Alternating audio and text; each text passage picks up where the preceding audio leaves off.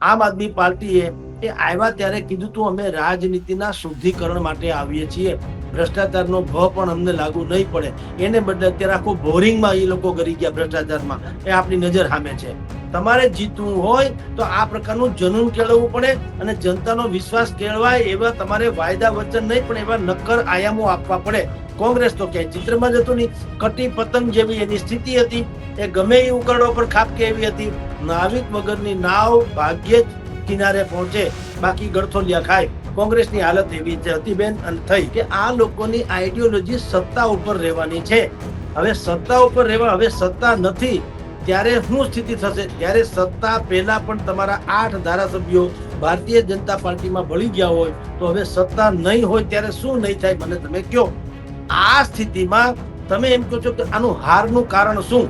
હારનું કારણ જનતાની જાગૃતિ. આ પહેલું કારણ.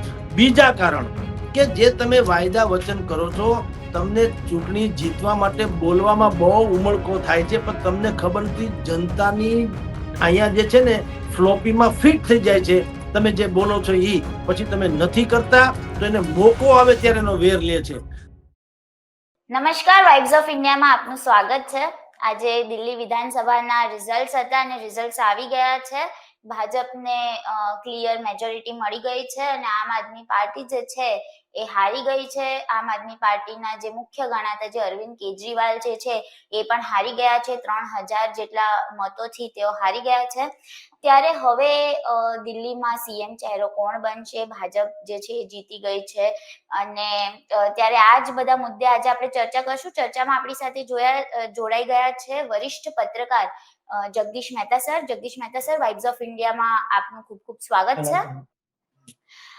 સર, હવે આ જે પરિણામો આવ્યા છે દિલ્હીમાં, જે રીતે જે મેન્ડેટ આવ્યો છે, જે ભાજપને જે જીત થઈ છે, હવે એનું જે છે એ ગુજરાત પર શું અસર પડશે? આમ આદમી પાર્ટી આવી રીતે હારી ગઈ છે તો ગુજરાત પોલિટિક્સ પર આનું અસર શું? જુઓ બેન, ગુજરાત નહીં, આમ આદમી પાર્ટીના સમૂઠા દેશમાં અસ્તિત્વ ઉપર જોખમ ખેડાશે. કારણ કે દિલ્હી જે છે આમ આદમી પાર્ટીનું હબ હતું, હેડક્વાર્ટર દિલ્હી હતું. ગુજરાતમાં એની પાંખ હતી ને પંજાબમાં એની શાખ હતી, બંને જગ્યાએ. અને વિપક્ષોમાં એકમાત્ર એવી પાર્ટી હતી જેની 2 રાજ્યોમાં સરકાર હોય. બાકી બધા જ એક રાજ્યોમાં. મમતા બેનર્જી પશ્ચિમ બંગાળમાં, ભાઈ અખિલેશ યાદવ જે છે તો ઉત્તર પ્રદેશમાં, બિહારમાં નીતિશ બાબુ, આ બધા જે તે એક ચંદ્રાબાબુ તો પણ આંધ્રપ્રદેશ વગેરેમાં. કોઈ પાસે 2 રાજ્યમાં સરકાર હોય એવો વિપક્ષનો એકમાત્ર નેતા હતા, નામ શું? અરવિંદ કેજરીવાલ. હવે શું થશે તમને કહું. હવે આ લોકોએ જેમ રાવણની દુષ્ટિમાં નાભીમાં તીર માર્યું એટલે રાવણ મરી ગયો, કારણ કે એનું મોત ન્યા હતું. એવી રીતે આમ આદમી પાર્ટી જે છે એની નાભીમાં તીર લાગ્યું છે ભારતીય જનતા પાર્ટીનું. કે દિલ્હી જ્યાંથી આખા દેશમાં આમ આદમી પાર્ટી કંડક્ટ થઈ રહેતી, એ આખું હેડક્વાર્ટર તોડી નાખવામાં આવ્યું. તમે પેન્ટાગોનના શસ્ત્ર ભંડારને તોડી નાખો તો અમેરિકાને સૌથી વધુ નુકસાન થાય. બાકી ટ્વિન ટાવર તો પાછા બની ગયા. એમ આ પેન્ટાગોન ઉપર હુમલો છે. માની લો આમ આદમી પાર્ટીના પેન્ટાગોન ઉપર હુમલો છે દિલ્હીમાં જે ધરાશય થઈ તે. એટલે હવે શું થશે? દિલ્હીમાં ચૂંટણી પહેલા તમે જુઓ, આમ આદમીમાંથી 8 ધારાસભ્ય જે છે એ ભારતીય જનતા પાર્ટીમાં ઓલરેડી વયા ગયા. ચૂંટણી પહેલા, પરિણામ પહેલાની જ વાત કરો, અઠવાડિયા પહેલા. તો હવે એવો સિલસિલો શરૂ થશે. શું કામ? આમ આદમી પાર્ટીનો પોતીકો કોઈ એજન્ડા કે વિઝન કે એવું કશું છે નહીં. કેવળ સત્તા ઉપર રહેવું અને એના થકી જે આવવું હોય કરવું, આટલી જ વાત હતી. ન કટ્ટર હિન્દુત્વ, ન સોફ્ટ હિન્દુત્વ, ન આઈડિયોલોજીમાં સેક્યુલરિઝમ, કુછ નહીં. કોઈ પ્રકારની એની એક આઈડિયોલોજી જ નહીં. ભ્રષ્ટાચાર વગરની વાતો કરવી પણ ભ્રષ્ટાચાર સિવાય કાંઈ ન કરવું. આવું જે 2 ધારું વ્યક્તિત્વ એનું બહાર આવ્યું એટલે લોકોએ એના જ ઝાડુથી એને સાફ કરી નાખ્યા. કારણ કે લોકોને દોધારી તલવાર જેવા, એટલે કે દ્વિચહેરા વાળા બહુ રૂપિયા માણસો ગમતા નથી. જનતાને એમ છે અજાણા મિત્ર કરતા જાણીતો શત્રુ વધુ સારો. તમે દામોદરના રૂપમાં આવો ને દાઉદ થઈને રહ્યો, એના કરતા બેટર છે કે દાઉદ જ હોય તો ખબર તો પડે. ભારતીય જનતા પાર્ટી કઈ હુવાળી નથી, રૂપાળી નથી કે દૂધે ધોયેલી નથી. પણ તેમ છતાં દિલ્હીના 1.5-2 કરોડ લોકોએ ભારતીય જનતા પાર્ટીને શાસન આપ્યું એનું જો તમે એક લીટીમાં મૂલ્યાંકન કરો અથવા તો કેવું હોય તો શું છે, અત્યારે કહું તો નથી ભારતીય જનતા પાર્ટીની જીત થઈ, નથી આમ આદમીની હાર થઈ, પણ શું થયું છે, આમ આદમી પાર્ટીને સજા મળી છે, ભારતીય જનતા પાર્ટીને જવાબદારી મળી છે. આ જીત તો ક્યારે થાય, ભારતીય જનતા પાર્ટીએ કંઈક ઉકાળ્યું હોય તો. એને પણ અત્યારે સપના જ બતાવ્યા છે, લોકોએ ભરોસો મૂક્યો એટલે અપેક્ષાની જીત અને જવાબદારી સોંપી છે કે ભાઈ કેજરીવાલની ભ્રમણામાં અમે લોકોએ 10 વર્ષ એને શાસન સોંપ્યું, એને એના વચનો પૂરા કર્યા નથી એટલે અમે સજા રૂપે એને હાર અપાવીએ છીએ. તમને અપેક્ષા છે કે તમે આવું નહીં કરો એટલે જવાબદારી સોંપીએ છીએ. એનું ગુજરાતી એ છે કે જો ભારતીય જનતા પાર્ટી પણ ખાલી ઢોલ નગારા વગાડ્યા કરશે, ભારત માતા કી જય વંદે માતરમ ગાયા કરશે તો સંભવ છે કે એની હાલત પણ જનતા અત્યારે કેજરીવાલની કરી એવી કરી શકે. હાલાકી ભારતીય જનતા પાર્ટી પાસે સંગઠન બહુ મોટી શક્તિ રૂપે છે, એમાં ના નહીં, પણ જનતાની અવેરનેસ જે છે અત્યારે તમે જુઓ દિલ્હીમાં એક લીટીમાં બીજું કેવું હોય તો જનતા જીતી એટલે કે મતદારો જીતા અને વાયદાદારો હાર્યા. જે લોકો વાયદા વચન પ્રોપરગંડા કરનારા હતા એની હાર થઈ અને મતદારો જેને નાગરિક કહી શકાય, એની લોકશાહીમાં જેને સૌથી મૂલ્યવાન કહી શકાય એવો વર્ગ નાગરિકો તટસ્થ હોવા જોઈએ. નાગરિકો પણ કમિટેડ ન હોવા જોઈએ. કમિટેડ નાગરિકો એ સમર્થકો કહેવાય, નાગરિકો નહીં, ટેકેદારો કહેવાય, એ લાભાર્થી કહેવાય. એ તો ગમે એને જીતાડે ને ગમે એને હરાવે, પણ ન્યુટ્રલ નાગરિકો જેને કહેવાય એ દિલ્હીમાં જોવા મળ્યું. આમ આદમી પાર્ટીની જેટલી પણ ખોટી રણનીતિ હતી એ બધી રણનીતિને આ લોકોએ હરાવી અને એક અપેક્ષા રાખી છે ભારતીય જનતા પાર્ટીની કે તમે આનાથી બહેતર શાસન કરજો, જેથી અમારે પણ તમારી હાલત જે છે આમ આદમી પાર્ટી જેવી કરવી ન પડે. જી બેન. આ વખતે આપણે જોવા જઈએ તો આમ આદમી પાર્ટી અને કોંગ્રેસ સિવાય આમ આદમી પાર્ટી અને ભાજપ સિવાય કોંગ્રેસ જે છે એને આ વખતે પણ ખાતું ખોલ્યું નથી. લગાતાર આપણે 3 ટર્મથી જોઈએ એ એક પણ વાર ખાતું ખોલી શકી નથી. એની પાછળનું કારણ શું હશે? કારણ એક જ છે, ન ખાતા ન વહી, ગાંધી પરિવાર કહે વહી સહી. આ ડખો છે. ત્યાં પક્ષ જેવું કઈ છે જ નહીં. ત્યાં એક મુદ્દાનો કાર્યક્રમ, ફેમિલી ફર્સ્ટ, કોઈ આઈડિયોલોજી નહીં. સંદીપ દીક્ષિતે ચૂંટણીમાં ઝુકાવ્યું કે ઝંપલાવ્યું, તમે ક્યાંય એક બે બેઠકોને બાદ કરો, રાહુલ ગાંધી થી માંડીને ભાઈ પ્રિયંકા ગાંધી કે સોનિયા ગાંધી કે કોંગ્રેસના બીજા દિગ્ગજ નેતાઓ કોઈએ આવો પસીનો પાડ્યો જેવો શાસક પક્ષમાં હોવા છતાં ભાજપે પાડ્યો. તમે જુઓ 13 રાજ્યોમાં એની સરકાર છે, 13 રાજ્યોમાં સરકાર છે ને કેન્દ્રમાં તો છે જ. તેમ છતાં દિલ્હીમાં રાજનાથસિંહ થી માંડી, અમિત શાહ થી માંડી, નરેન્દ્ર મોદી થી માંડી અને કેટલાય રાજ્યોના મુખ્યમંત્રીઓ, એટલું જ નહીં 100 જેટલા સાંસદો ઉત્તર પ્રદેશ, બિહાર સહિતના અને 30 જેટલા ધારાસભ્યો, આ બધાને જવાબદારી સોંપી જે તે વોર્ડની, જે તે વિભાગની. જ્યાં બિહારી લોકો વધુ હોય ત્યાં બિહારના સાંસદો અને ધારાસભ્યો, જ્યાં ઉત્તર પ્રદેશના લોકો હોય ત્યાં ઉત્તર પ્રદેશના સાંસદો, ધારાસભ્યો. આને કહેવાય માઇક્રો પ્લાનિંગ, આને કહેવાય જીતની જીજી વિસા. હવે તમારે જીતની પેશન જ નથી તો સ્વાભાવિક જ તમારો મેળ ન પડે. તમારે જીતવું હોય તો આ પ્રકારનું જનૂન કેળવવું પડે અને જનતાનો વિશ્વાસ કેળવાય એવા તમારે વાયદા વચન નહીં પણ એવા નક્કર આયામો આપવા પડે. કોંગ્રેસ તો ક્યાંય ચિત્રમાં જતું નહીં. કટી પતંગ જેવી એની સ્થિતિ હતી, એ ગમે એ ઉકરડો પર ખાપકે એવી હતી. નાવિક વગરની નાવ ભાગ્યે જ કિનારે પહોંચે, બાકી ગળથોલિયા ખાય. કોંગ્રેસની હાલત એવી હતી બેન, અને થઈ. જી બેન. હવે જે 27 વર્ષ બાદ જે ભાજપ કમબેક કરી રહ્યું છે, એમ કહેવાય છે કે દિલ્હીમાં 27 વર્ષ બાદ કમળ ખીલ્યું છે, તો હવે એ મોટો પ્રશ્ન એ છે કે સીએમ કોણ બનશે? કયા કયા ચહેરાઓ સીએમ રેસમાં હશે અને કોણ બની શકે છે સીએમ? જુઓ, સૌથી પહેલી વાત તો મોટા ભાગે જો બહુ ઉલટફેર ન થાય, જો કે ભારતીય જનતા પાર્ટીને એની ટેવ છે કોથળામાંથી બિલાડું કાઢવાની, પણ જે ન કાઢે તો પ્રવેશ વર્મા, જે સાહેબસિંહ વર્માના દીકરા છે, દિલ્હીના પૂર્વ મુખ્યમંત્રી રહી ચૂકેલા છે, તે દિવંગત સાહેબસિંહ વર્માના દીકરા છે પ્રવેશ વર્મા, જેણે અરવિંદ કેજરીવાલને હરાવ્યા.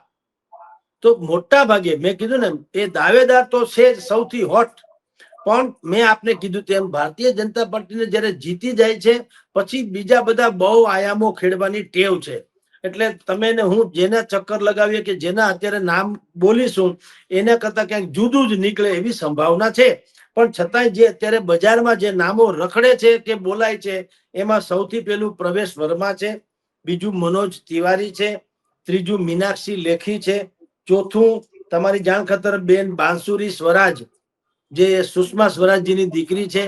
પણ આ બીજા બધા નામો જે છે એ 19-20 છે, એના ઉપર બહુ મોટો મદાર રાખ એટલે કે એવું બહુ તટસ્થતા ન માની શકાય. એક સૌથી હોટ ફેવરિટ જે છે રમેશ ભદુડી યા તો પ્રવેશ વર્મા, આ બંનેના નામ જે છે એ મોટા ભાગે ચર્ચવામાં આવી રહ્યા છે. એમાં પ્રવેશ વર્માની સંભાવના વિશેષતઃ છે બેન. જી સર, હવે આ જે ઇલેક્શનના જે રિઝલ્ટ આવ્યા છે, જે પરિણામો આવ્યા છે, જેમાં આમ આદમી પાર્ટી જે છે એને બહુ ખરાબ રીતે જે દિલ્હીમાં હાર મળી છે, તો હવે આ જે પરિણામોની જે ઇફેક્ટ છે એ ગુજરાતમાં સ્થાનિક સ્વરાજની ચૂંટણી પર પડી શકે ખરી? કારણ કે હવે જે આપ છે એનું અસ્તિત્વ જ હવે જોખમમાં છે, તો હવે એવી કોઈ સ્થાનિક સંભાવના?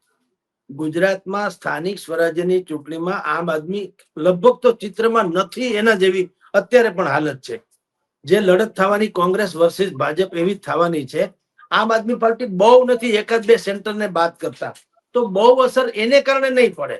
પણ હવે આમ આદમી પાર્ટીની પોતીકી એક જે છે અસ્તિત્વનો જંગ એ શરૂ થવાનો. મેં આપને પહેલા કીધું સુરભીબેન કે આ લોકોની આઈડિયોલોજી સત્તા ઉપર રહેવાની છે. હવે સત્તા ઉપર રહેવા, હવે સત્તા નથી ત્યારે શું સ્થિતિ થશે? જ્યારે સત્તા પહેલા પણ તમારા 8 ધારાસભ્યો ભારતીય જનતા પાર્ટીમાં ભળી ગયા હોય તો હવે સત્તા નહીં હોય ત્યારે શું નહીં થાય મને તમે કહો. એટલે મોટા ભાગના લોકોમાં તોડફોડ વાળી નીતિ શરૂ થશે. હવે જેટલા લોકો અત્યારે અરવિંદ કેજરીવાલને કટ્ટર પ્રમાણિક કહેતા હતા એ લોકો હવે ખૂણા ખાચરા કાઢશે. કારણ કે એને ખબર છે કે એની છાળ પકડીને જે લોકોએ ભાજપને અત્યાર સુધી કોસ્યો એટલે કે ટીકા કરી, ભાજપ તો એને છોડે નહીં.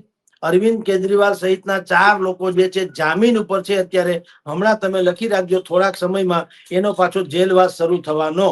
હવે એ જયારે જેલમાં જાય, બાકીના લોકો અહીંયા રહીએ, પક્ષનો કોઈ રણીધણી ન હોય તો જે લોકો આમ આદમીમાં હશે એને પોતાના અસ્તિત્વનો પ્રશ્ન નડશે અને અસ્તિત્વ ટકાવવા માટે ગમે તે ભોગે શરણાગતિ કે સમાધાન કરશે એટલે એને ભાજપની સામે ઘોડી વળી જવું પડશે. એટલે કે આમ આદમી પાર્ટીનું ઠામુકું આખે આખું વર્ચસ્વ કે વજૂદ એ અત્યારે ખતરામાં છે. 2 વર્ષ પછી હવે આમ આદમી પાર્ટી પાસે રહ્યું શું? પંજાબમાં ભગવત માન જે છે એની સરકાર છે આમ આદમી પાર્ટીની. આ એક હમ ખાવા પૂરતી છે. હવે ભારતીય જનતા પાર્ટીને ઓર બુદ્ધિ એટલે કે એને ઓર તક મળવાની, ઓર જોશ મળવાનું, ભયંકર શક્તિ મળવાની અને એ આમ આદમી પાર્ટીના જ લોકો થ્રુ પંજાબમાં પણ દખલ હકલ કરાવી શકે. એટલે હવે આ પરિણામથી એટલે કે દિલ્હીના પરિણામથી તો આમ આદમી પાર્ટીના વજૂદ ઉપર પ્રશ્ન પેદા થશે.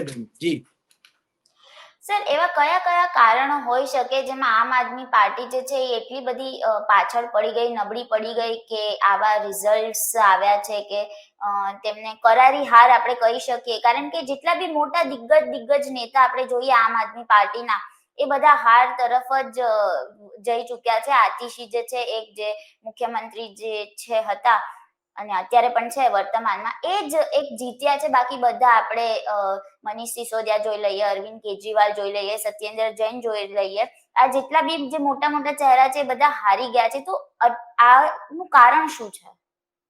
જુઓ, સૌથી મોટું કારણ તો જનતાની જાગૃતિ છે. એક જ લીટીમાં જનતા જરાય બેવકૂફ નથી. જે રાજનેતાઓ કે પક્ષો પ્રજાને મુફલિસ સમજે છે અથવા તો એમ માને છે કે એની ભૂરકીમાં પ્રજા આવી જશે તો એને કહી દેવામાં આવ્યું છે સ્ટોપ ઇટ.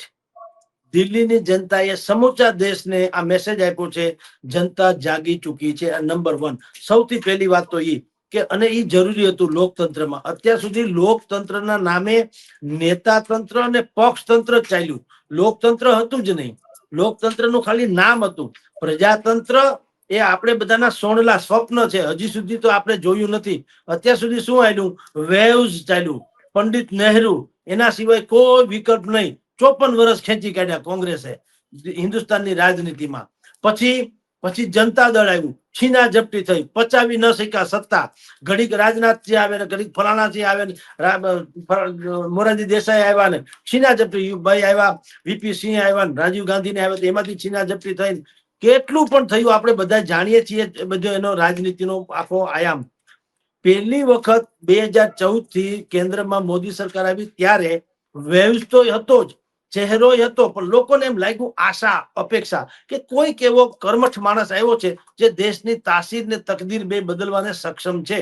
ત્યાર પછીનું 10-15 વર્ષનું શાસન અત્યારે 10-12 વર્ષનું થઈ ચુક્યું છે મોદીનું. બીજી ત્રીજી ટર્મ આપી છે, પણ તમે જો ત્રીજી ટર્મમાં લોકોએ એમ લાગ્યું કે બોલે એટલું તો કમસે કમ નથી કર્યું ઘણું સારું, બોલે એટલું નથી કર્યું. એટલે તમે જુઓ, હંગ એસેમ્બલી જેવી વાત આવી અને તમારે નીતિશ બાબુ થી માંડીને ચંદ્રાબાબુના ટેકે ચલાવવી પડી.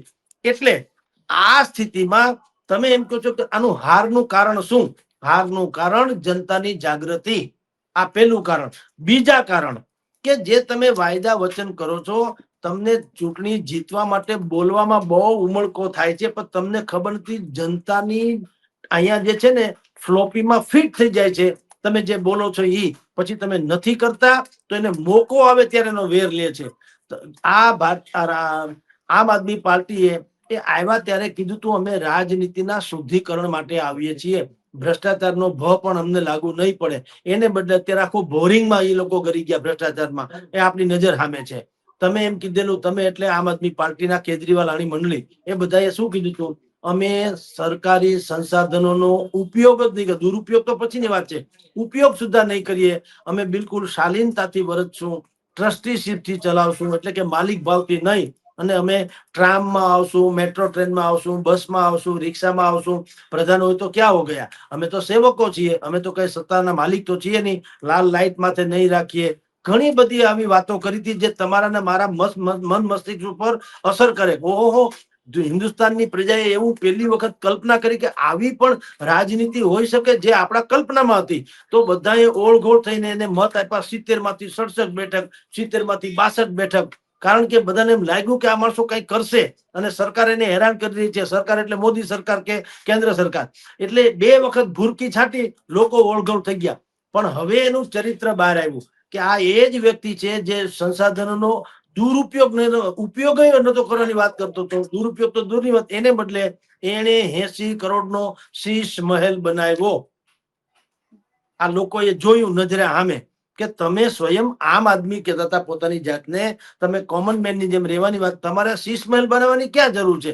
તમે હવે એને કાઉન્ટર એટેકમાં આમ આદમી પાર્ટી વાળા શું કે છે કે નરેન્દ્ર મોદી છે એ પણ 3000 કરોડ ના. ભાઈ, મોદીએ ક્યાં કીધું કે હું ગાંધીવાદી છું, કે હું સિદ્ધાંતવાદી છું, કે હું સાદગીથી રહીશ?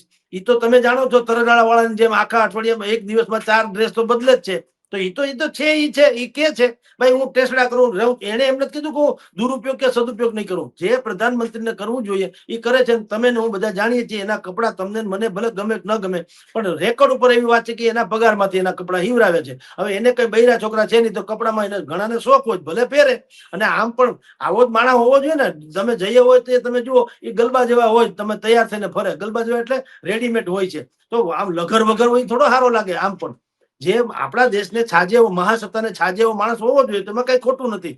પણ એને કીધું નતું નરેન્દ્ર મોદીએ કે હું ગાંધીવાદી જેમ હું કોલ્હાપુરી ચપ્પલ પહેરીશ, કે ઇન્શર્ટ વગરના શર્ટ પહેરીશ, કે હું સિમ્પલ રહીશ ને હું કોઈ સંશોધનનો ઉપયોગ, એવું કઈ નતું કીધું. એ તો પહેલેથી જ રેડીમેડ છે ને આ રીતે જીવવા ટેવાયેલા છે હંમેશા. એ તો રાજ કપૂર છે રાજનીતિના, સમજી લો. એના મેગા શો જ હોય, એને કોઈ હળવું તો કઈ ફાવતું નથી. એટલે એની વાત જુદી છે. તમે એટલે કે કેજરીવાલે શું કીધું તું? અમે બિલકુલ શાલીનતાથી વર્તશું, અમે સાદગીથી જીવશું, અમારે ટ્રસ્ટીશીપ કરવી છે, અમારે કઈ જોતું નથી, વગેરે વગેરે. એને બદલે તમે સત્યાનાશ કર્યો. બીજું, તમે શરાબ નીતિ લઈ આવ્યા. તમે વિચાર, અન્ના હજારેની છાળ પકડીને તમે રાજનીતિમાં આવનારા લોકો ઠેકા આપી દો શરાબના, મંડો વેચવા, મંડો પીવા. ભલે ત્યાં દિલ્હીમાં છૂટ છે, એ જુદી વાત છે, પણ શરાબ તો સારી વાત નથી. હું એમ કઉ છું, છૂટ છે એ ત્યાં જુદો નિયમ છે, તો શરાબ બેઝિકલી તો સારું નથી. તો તમારે શક્ય એટલો કંટ્રોલ કરવા માટે તેને કરવું જોઈએ. કારણ કે તમે અન્ના હજારેની ન્યાથી તમે એની છાળ પકડીને આવેલા છે. એને બદલે શરાબ ઘોટાલા આપણે જગા બધું જાણીએ છીએ. એમાં તો એની અડધી પડધી સરકાર જેલમાં છે ને અત્યારે છે એ પણ જામીન ઉપર છે. પછી તમે ગંગા અને યમુના શુદ્ધિકરણની વાત કરી હતી, ખાલી વાત જ કરી. ને હમણાં કેજરીવાલે વિડીયો જાહેર કરીને કીધું માફ કરજો, અમે એ પૂરું નથી કરી શક્યા. એટલે 10 વર્ષ તમને આપ્યા તો શું કર્યું તમે? તો એ ગંગા યમુનાને એ સાબિત શુદ્ધ ન કરી શક્યા. હરિયાણા પંજાબથી જે પતરાળી સળગે અને ત્યાંથી બધા જે ધુવાડા અહીંયા આવે ને આખું દિલ્હી જે છે એ સફોકેશનમાં એવું થાય કે શ્વાસ લેવો અઘરો થઈ પડે. રૂંધાઈ જાય અને તમારે સ્કૂલ કોલેજ બંધ રાખવી પડે. હમણાં અઠવાડિયું 10 દિવસ બંધ રહી હતી. તમે વિચાર કરો, એની વાત પણ કેજરીવાલે કરી હતી કે હવે પંજાબમાં અમારી સરકાર આવી ગઈ એટલે હવે ડબલ એન્જિનની સરકાર છે, એટલે હવે અમારે ઈ પ્રશ્ન તો કાંઈ રહેશે નહીં. એને બદલે ઈ પ્રશ્ન આજની તારીખે યથાવત રહ્યો.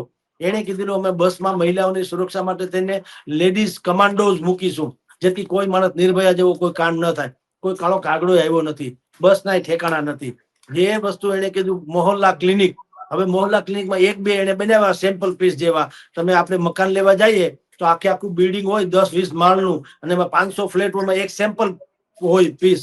એ સેમ્પલ ફ્લેટ તમે જોવા જાવ બહુ રૂડો રૂપાળો હોય, દુનિયાભરનું રાસ રસીલું આ છે તે છે, લાઇટિંગ બાઇટિંગ તમે જુઓ તો પાગલ થઈ જાવ. ના, આમાં તો લઈ જ લેવું જોઈએ. પણ બીજું બધું જે ખોખા છે એમાં પાછું આવું હોય છે કે કેમ, એ પાછી કોઈ આપણે જોતા નથી. આપણે ભમરાની જેમ આકર્ષાઈને એમાં જઈએ અને પછી ફૂલમાં બીડાઈ જઈએ. એવી રીતના મોહલ્લા ક્લિનિકના નામે એને એક બે આવા વ્યવસ્થા કરી, પણ ત્યાં કાળો કાગડો હતો નહીં, ન ડોક્ટરો ન પેરામેડિકલ સ્ટાફ હોય, ને જરૂરી દવા હોય, અને બધી ઉદ્ધત જવાબો. શિક્ષક માટે થઈને પણ એને એકાદ બે ક્લાસ એવા બનાવ્યા, કે એકાદ બે સ્કૂલ એવી બનાવી કે પરદેશના લોકો આવીને એક વખત વખાણ હું કરી લીધા ઓબામાના વાઇફ થી માંડીને બીજા લોકોએ, કે આ લોકો ફાટીને ધોવાડે ગયા, ને એને માર્કેટિંગ કરીને બધામાં અમે દુનિયામાં બહુ સારું શિક્ષણ કર્યું, બહુ સારું શિક્ષણ કર્યું. હવે તમે જો મનીષ સિસોદિયા પોતે હારી ગયા. જો તમે ખરેખર સારું શિક્ષણ કર્યું હોય તો લોકોએ તો ઓળઘોળ તેને મત આપવા જોઈએ ને. હરાવી દીધા. શું કામ? તમારું બધું વાત હતી ફેબ્રિકેટેડ વાત હતી. તમે યમુના કાંઠે 25 લાખ લોકોની જે કોલોનીમાં બધા લોકો રહે છે એને તમે રેગ્યુલાઇઝ કરવાની વાત કરી હતી. એ વાત તો તમે 3 વખતથી કરતા હો, હજુ સુધી થઈ તો છે નહીં. એટલે આવી રીતે પાણી શુદ્ધ ના આપી શકા. તમે વાઈફાઈ આખું દિલ્હી છે, આખું વાઈફાઈ કરી દો, જ્યાં જાવ ત્યાં તમારે નેટવર્કની જરૂર નહીં, તમારા મોબાઈલને ક્યાંય મેળ નહીં પડે, વાંધો નહીં આવે, ક્યાંય કઈ થયું નહીં, લાઇટું નથી કેટલી ઠેકાણે, રોડે તૂટલે છે, ગંદા પાણી છે. આ બધા જ પ્રશ્નો લોકોએ જોયા કે તમે બોલવામાં હોશિયાર છો, કામ તમે કર્યું નથી, અને જેટલું કર્યું એમાં તમે જેલમાં ગયા એના જેવું કર્યું છે. એટલે એ લોકો હારી ગયા છે. અને જનતાએ વિકલ્પ રૂપે ભારતીય જનતા પાર્ટીને જવાબદારી સોંપી છે. આ બિલકુલ વળી પાછું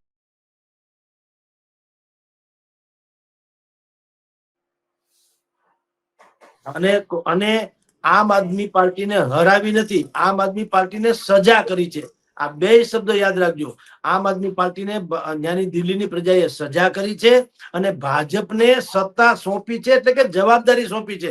એને નગારા ઢોલ વગાડવાની બહુ જરૂર નથી.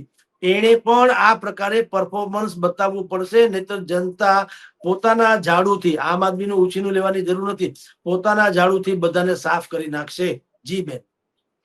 સર, આ જે બજેટ આવ્યું છે એમાં જે 12 લાખની જે ઇન્કમ ટેક્સ પર રાહત આપી છે, તો એ પણ એક ફેક્ટર હોઈ શકે કે ભાજપને આ જીત મળી હોય? ના બેન, એ તો પછી રેવડીબાજી તો આણે કરેલી, કેજરીવાલે પણ કરી હતી.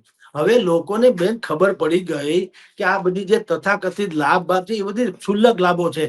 હું તમને એમ કહું કે તમને હું એક વસ્તુ દાંતીઓ મફતમાં આપું, પણ ફેર એન્ડ લવલીમાં 25 રૂપિયા ચડાવી દઉં તો એ મફત મળ્યું કહેવાય? આ એના જેવું છે.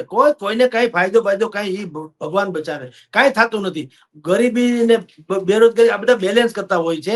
મેં તમને કીધું એમ કે ફેર એન્ડ લવલીમાં 2 રૂપિયા વધારી દેવાના, દાંતીઓ મફત આપવાનો, દાંતીઓ 50 પૈસાનો આવતો હોય કે રૂપિયાનો આવતો હોય તો ફેર એન્ડ લવલી 2 રૂપિયા આપી દે. આ એના જેવું છે. એટલે એ રેવડીબાજીથી કઈ થતું નથી, એને કારણે નહીં. હા, મહિલા વર્ગને આકર્ષવા માટે એને ગેસના બાટલામાં સબસિડી વાળી વાત કરી, 2500 રૂપિયા આપવાની વાત કરી. એ દિલ્હીમાં ચાલ્યું ખરું, પણ એના કરતા એ પૈસા અને રેવડીબાજી કરતા બધું શું, મહિલાઓને ખબર પડી કે આપણી પાસે જે ભાઈ કેજરીવાલે આપણને વાત કરી હતી એ વાતનો એને ડિલિવરી કરી નથી. અને કેન્દ્રમાં હંમેશા ઝઘડો ચાલતો રહ્યો, મોદી સરકાર વર્સિસ દિલ્હી સરકાર.